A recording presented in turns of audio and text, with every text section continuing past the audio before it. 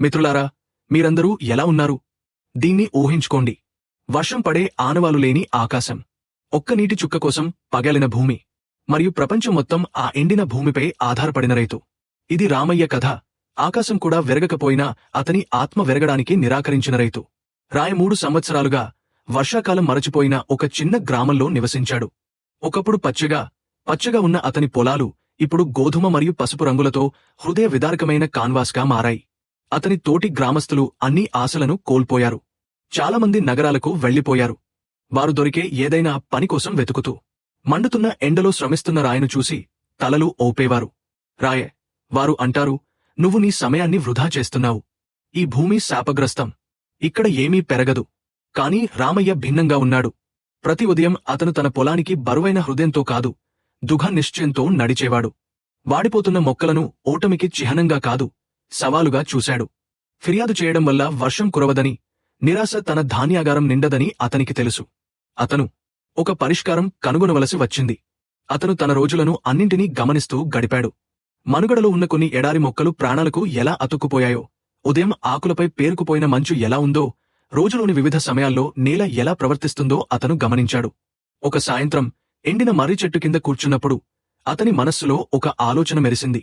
అది చాలా సరళంగా ఉంది కాని చాలా అద్భుతంగా ఉంది. అత్యంత వేడిగా ఉన్న రోజులలో కూడా మట్టి కుండలు గంటల తరబడి నీటిని చల్లగా ఉంచడాన్ని అతను గుర్తుచేసుకున్నాడు. నేను ప్రతి మొక్కకు దాని స్వంత వ్యక్తిగత నీటి వనరు ఇవ్వగలిగితే ఎలా అని అతను అనుకున్నాడు. మరుసటి రోజు రామయ్య పని ప్రారంభించాడు. అతను డజన్ల కొద్దీ చిన్న మట్టి కుండలను సేకరించాడు.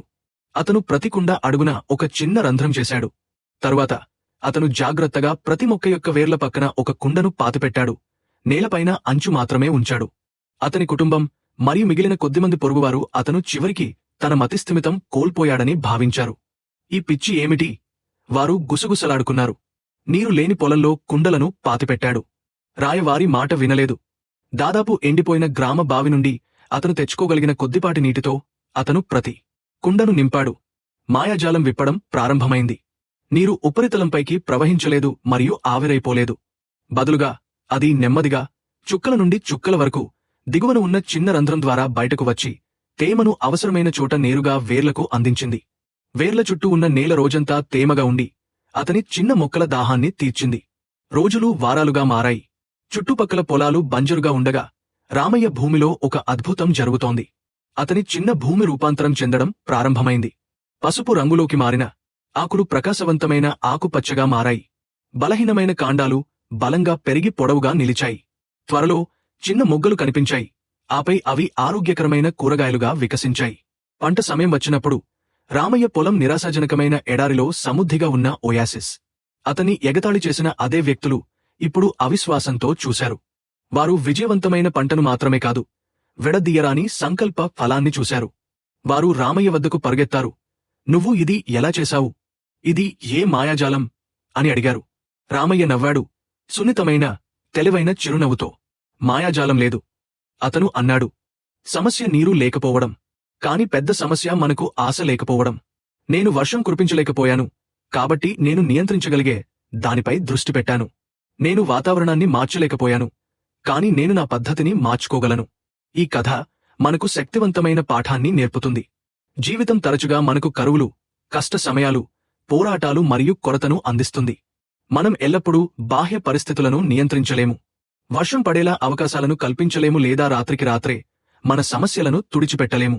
కాని మనం నియంత్రించగలిగేది మన ప్రతిస్పందన. రాయలాగా మనం సమస్యపై దృష్టి పెట్టడానికి బదులుగా పరిష్కారాల కోసం వెతకడానికి ఎంచుకోవచ్చు. మనం కొత్త ఆవిష్కరణలు, అనుకూలీకరణ మరియు మన కలలను చుక్కల వారీగా పోషించుకోవడానికి మన స్వంత మట్టి కుండలను కనుగొనవచ్చు. మీ పెద్ద పురోగతి మీ పరిస్థితులలో భారీ మార్పు నుండి రాకపోవచ్చు, కాని మీ విధానంలో ఒక చిన్న తెలివైన మార్పు నుండి రావచ్చు. తుఫాను గడిచిపోయే వరకు వేచి ఉండకండి. కరువు మధ్యలో మీ స్వంత తోటకు నీరు పెట్టడం నేర్చుకోండి. చూసినందుకు ధన్యవాదాలు. ఈ కథ మీకు నచ్చితే దయచేసి ఆ లైక్ బటన్ నొక్కి మరింత ప్రేరణ కోసం సబ్స్క్రైబ్ చేయండి. దుఃఖంగా ఉండండి, ఆశాజనకంగా ఉండండి మరియు మీ కలలకు నీరు పెట్టండి.